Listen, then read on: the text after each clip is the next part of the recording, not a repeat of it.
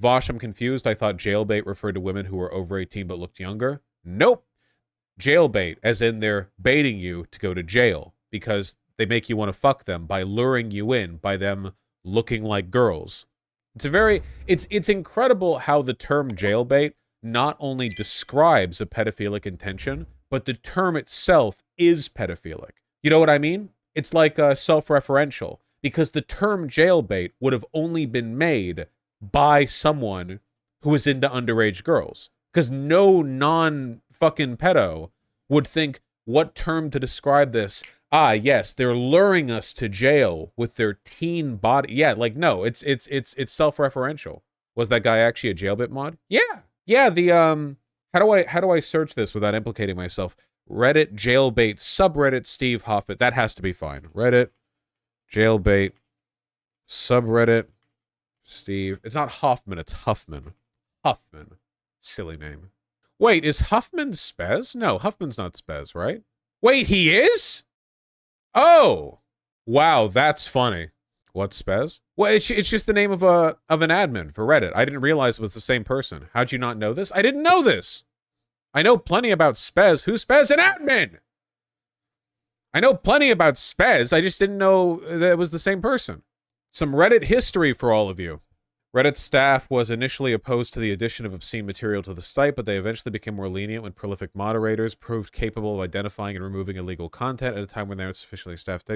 Communities devoted to explicit material saw rising popularity, and r/jailbait, which featured provocative shots of underage teenagers, became the chosen subreddit of the year in the Best of Reddit user poll in 2008, and at one point, making jailbait the second most common search term on the site.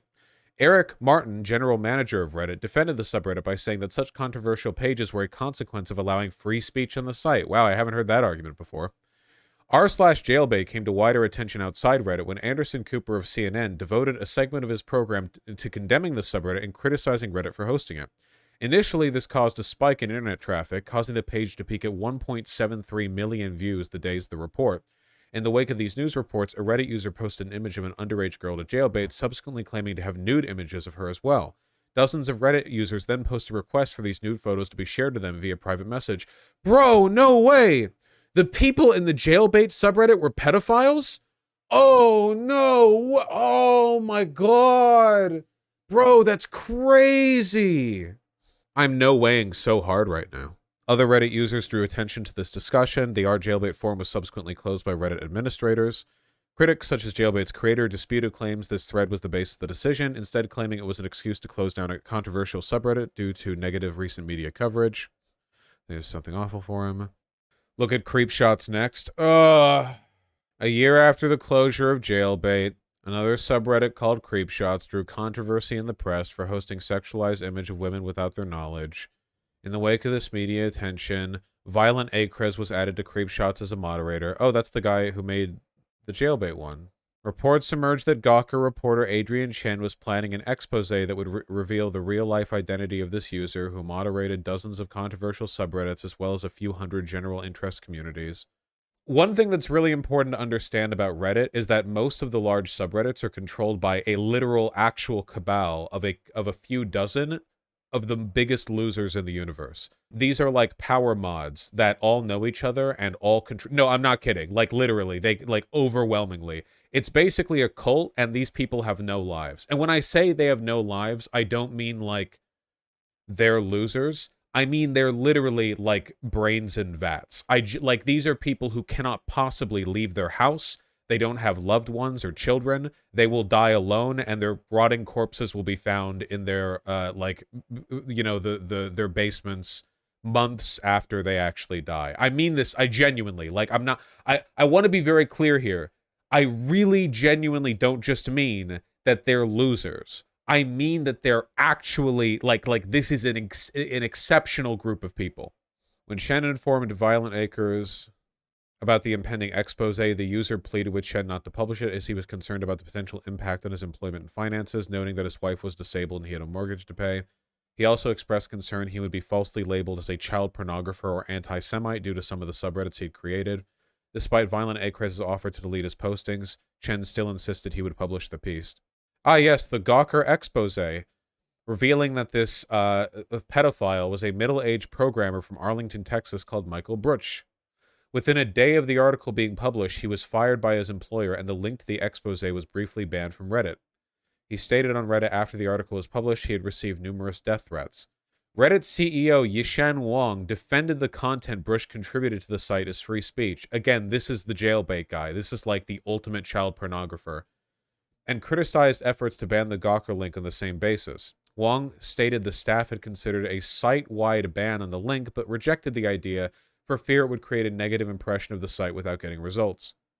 Wow, a super free speech website, except when an expose reveals what a fucking pedophile a power user was who has managed subreddits that have gone on to sexualize like underage people with millions and millions of views. In which case, let's try a site-wide ban.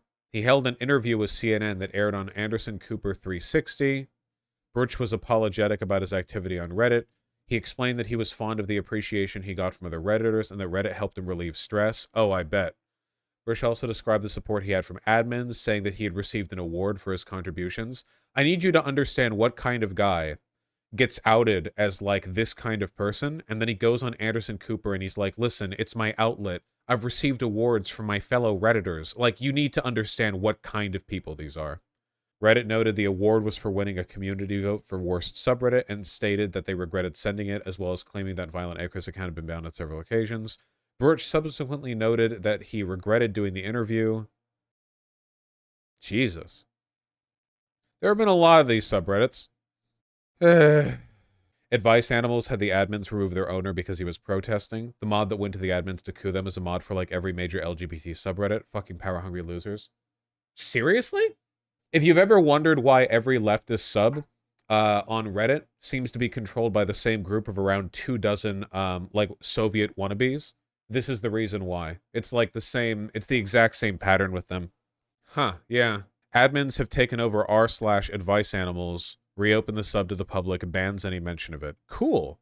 Love my highly federated, decentralized social media website. The first wave of people who controlled the internet were basically like tech nerds from college who were ideologically libertarian, meaning that aside from the obvious predilection towards CP, they're also like really, really, really ideologically in favor of not being ever told what to do ever. And what that meant was like moderation. What's moderation? And like you just like it was like the same thing happened with 4chan, right? Like with 4chan, they eventually had to crack down a bunch of stuff because otherwise sites aren't usable. And then it went over to 8chan, and then even 8chan was like, okay, we need slightly less child pornography. So they got like it's the fucking libertarians, man. It's always the fucking libertarians. 8chan got blacklisted though. It should have gotten blacklisted sooner. Right, libertarians specifically? American libertarians. The internet was not controlled by libertarian socialists. The internet was not controlled by anarchists, you know? A bunch of, like, you know, Luxembourgists. Fuck, if only, right? Like, Jesus. God, I wish. God.